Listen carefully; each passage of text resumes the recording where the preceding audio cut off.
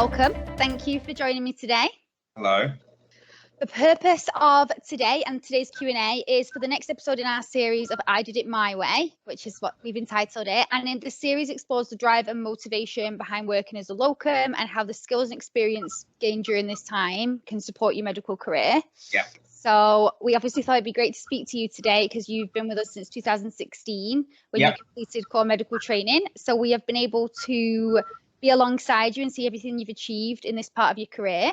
So wanted to start at the beginning, and what was your motivation for joining a locum agency in the first place?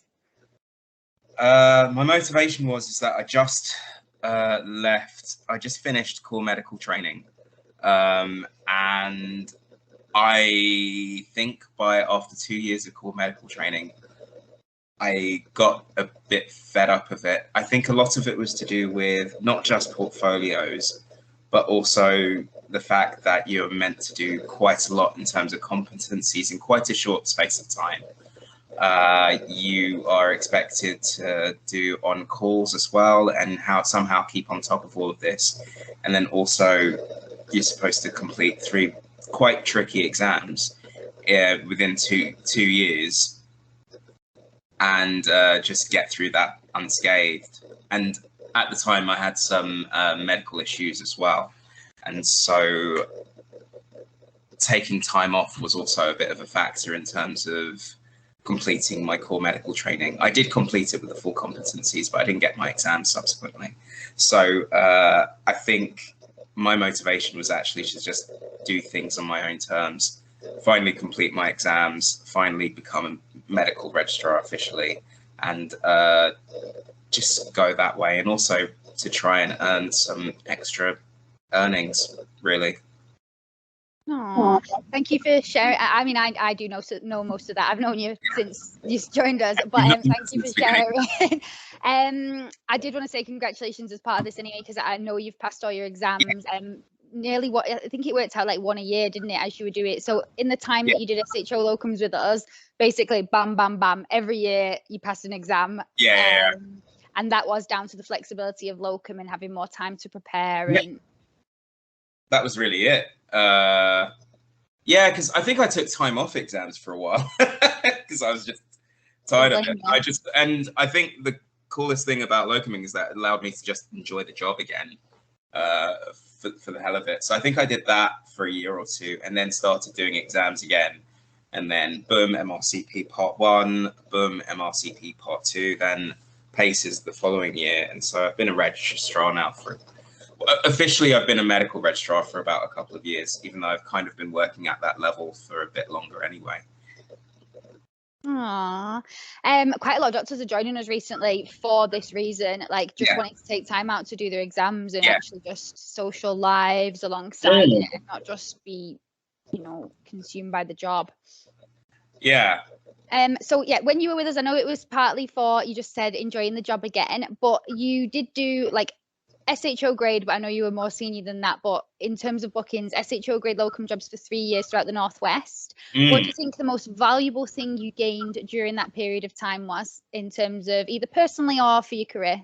I think it was flexibility. It was number one, really, to do all of the above that I've mentioned. But then also, I think you learn what you enjoy more when you're actually kind of finding your own work rather than somebody setting out a program for you. Not to say that like when you do stuff like core medical training or foundation training, you don't somehow choose some sort of path, but it does if there's something you haven't had the opportunity to do before. For me, I think I wanted to do a bit more acute medicine in terms of actually just working on an actual acute medical ward. I think I did get something out of that. I worked more in ambulatory care for about a year. So yeah, there's always the opportunity to do that if those jobs pop up, and then you can put your name forward. And the thing is, if you've been under official training like I have, then you're already at an advantage where they'll look at your CV and they'll say, oh, okay, this is a good candidate. And then when you start working for them, they start to trust you, and you kind of gain more contacts. also another valuable thing that I've actually got out of this entire process was more and more contacts to kind of help me out if I need anything in the future. Kind of like networking, although everybody knows you, Kwame. Everyone. Yeah. You're such a butterfly. Everyone knows you. Curse. No, it's lovely to I don't know, just to have seen it all, and then the networking, like you said. I actually remember your CV, and I know it said it when you registered. Your goal was to work as a middle grade and to pursue a career in acute medicine. I remember it saying it at the top. Yeah, it probably did, didn't it? Yeah. Has that changed? I know, congratulations, because I know you've achieved the middle grade part of that. You are working, and I think it's officially, like you said, longer, but I know for at least 2 years with us you've been working in middle grade placements. Are you still wanting to pursue a career in acute medicine? Is the next goal consultant, or what? Yeah, I still want to be in acute medicine. The COVID pandemic has kind of slowed things down a bit, but I'm still looking to pursue that. I've been working in an orthogeriatric job for the last year, and somehow I might, because I've learned to kind of be a bit more proactive. I've kept a portfolio for the last few years, so it's actually easier for me to actually show evidence that I've had some sort of medical experience. And so I'm not planning to go to training again. If there's a way that I can demonstrate that I've got relevant experience, then there are ways in which I can become a consultant in acute medicine anyway, outside of I know not me personally, but I know there's colleagues who've been with the agency longer than I have, and I know they've looked after people in your position, and they've seen them go from SHO to consultant just entirely through locum. So yeah, absolutely, and it's totally possible. In fact, it's probably becoming more and more possible now, because I think there are more doctors who are starting to get tired of training, or just go off to Australia. So, tell me about it. Do you remember Yasmin on my team? She went to Australia, and I've got on Instagram. I always see what she's up.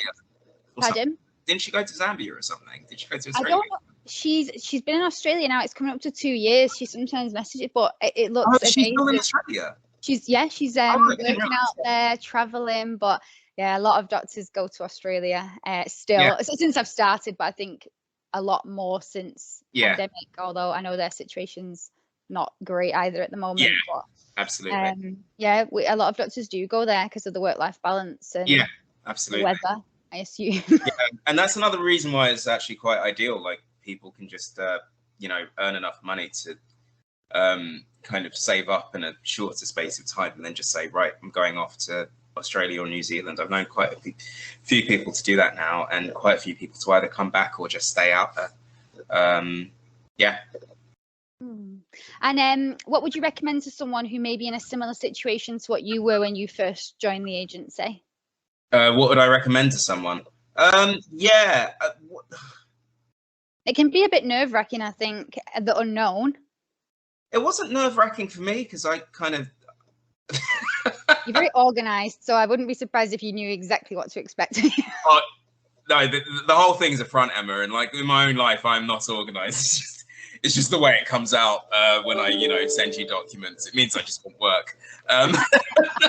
But I think one thing I'd recommend, which I didn't do sooner, and I wish I had, was and the GMC are getting more hot on doctors about doing this, is just make sure from the moment you leave training and become an agency locum, make sure you keep some sort of portfolio available.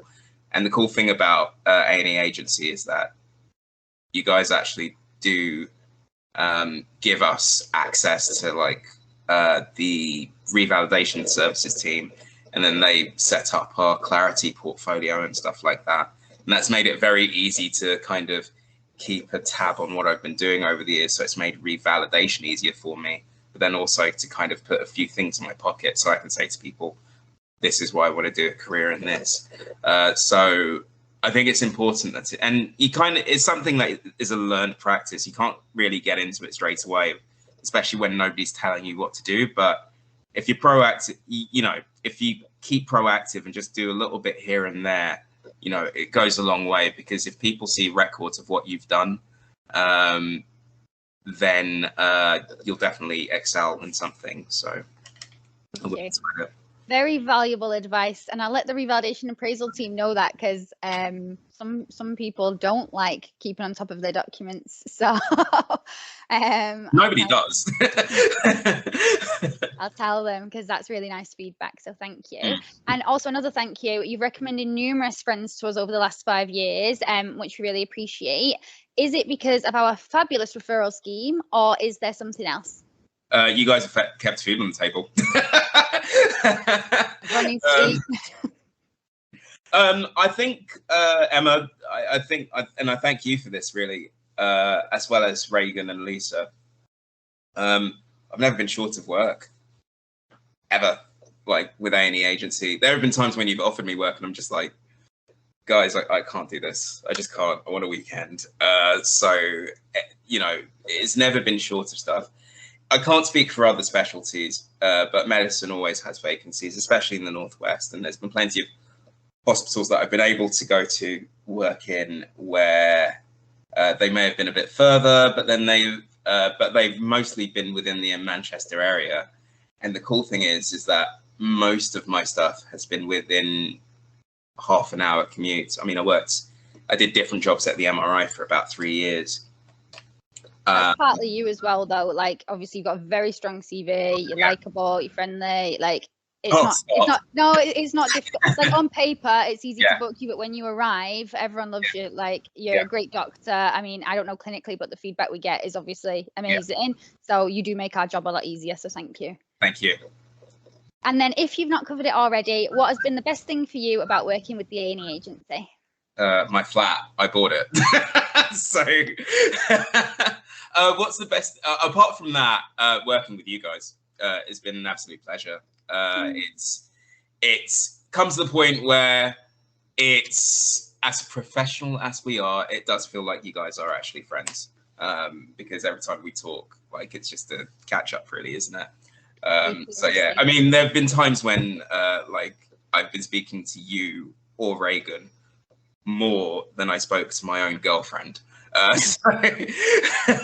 So that's how. Yeah. Always about holidays. I remember one time, I know this is going out, but I'm still going to say it. It was like not a proper work day. We were getting ready to go to London, but we were doing something in the morning. I don't know if you remember this, and I had rollers in my hair. Do you remember? I came round to the office. I was just like, "Whoa, what's going on? What is going on?" And I was like, "I'm not supposed to be here." I was like, rollers in, ready to get on a coach. And I thought, this. You know, it's like multiple of you with rollers in your hair as well. I was just like, girls, I don't know what's going on here. Well, here's my timesheet. Yeah, exactly.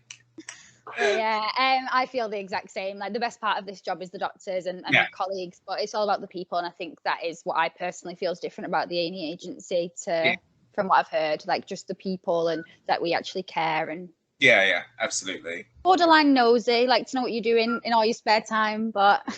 Yeah, and you know, like several people that I know over the years that have gone on to be consultants, like Mark and who's up in Scotland, and is it Ruth? Ruth used to. Oh, Ruth, yeah. Yeah. So Al as well. Like, that's a big one, and I worked with him for some time. We both joined around the exact same time, the agency, I remember. Yeah, we did, because we just both finished core medical training. So yeah, he's like consultant now. Yeah, he is a consultant. He sounds like he's a consultant in Thames High, and they love him there. So he's got a job for life if he wants it. So it's worked out quite successfully. But yeah.